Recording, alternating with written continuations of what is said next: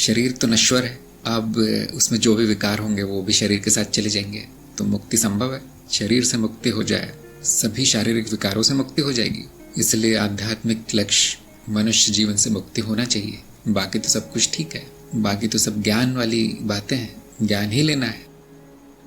जो कि पहले से ही चिता में जा रहा है उसको ठीक करके कोई फायदा नहीं है। उसका हर संभव उपयोग करने का प्रयास करना चाहिए, जो भी है, जितना भी है, और उससे मुक्ति की इच्छा रखनी चाहिए कि ना मुझे विकार चाहिए, न मुझे साकार चाहिए, कुछ भी नहीं चाहिए। यदि मन में ये विचार आ रहे हैं कि अच्छा शरीर चाहिए ताकि और सुख भोग सकूं, तो अज्ञान है। यदि आपके मन में ऐसा विचार है कि अच्छा शरीर चाहिए ताकि मैं प्रगति कर सकूं, तो फिर ज्ञान है। और ज्ञान यही है कि कैसा भी शरीर हो उसका उपयोग करके उससे छुट्टी लेनी है। यही आध्यात्मिक लक्ष्य सबका। यदि शरीर ठीक नहीं है तो वो व्यक्ति अध्यात्म में क्यों ध्यान देगा? उसका संपूर्ण ध्यान शरीर पर ही होता है। स्वस्थ का मतलब होता है जो स्वयं में स्थित है। जो स्वस्थ नहीं है वो शरीर में ही स्थित रहता है, स्वयं में नहीं। उसका सारा ध्यान अपने शरीर की देख रेख में चला जाता है। उसका सारा पैसा डॉक्टर और दवाइयों में चला जाता है, और उसके परिवार को कष्ट होता है। खुद को तो होता ही है, दूसरों को भी होता है। अब इसमें अध्यात्म की कौन सोचेगा? जब शरीर स्वस्थ है उसके बाद अध्यात्म में आना चाहिए। अधिकतर ऐसा देखा जाता है कि व्यक्ति अध्यात्म में तभी आने का प्रयास करता है जब कुछ मुसीबत आ जाती है, शारीरिक, मानसिक, आर्थिक, पारिवारिक।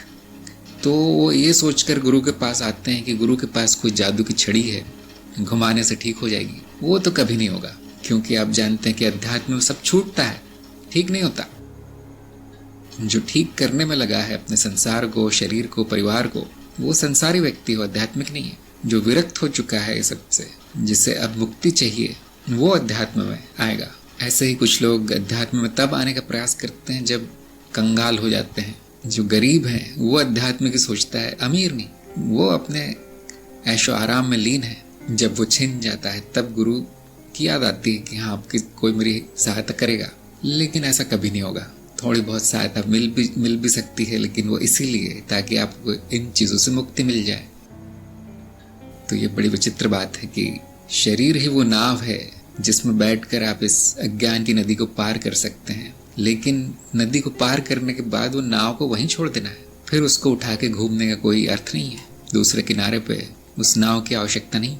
लेकिन जब तक पानी में है तब तक उसको बनाए रखना होता है, वो नाव को तैराना होता है। अगर वो डूब जाए तो आप नदी पार नहीं कर पाएंगे। इसीलिए जिसमें शारीरिक विकार है, मानसिक विकार है, या हर तरह के दुख है, वो अध्यात्म में उसको आना ही नहीं चाहिए। उससे पहले वो सब ठीक कर लेना चाहिए जितना संभव हो, और जो भी है उसका उपयोग कर लेना चाहिए। यदि नहीं हो सकता तो कोई बात नहीं, ये तो फल है कर्मों के।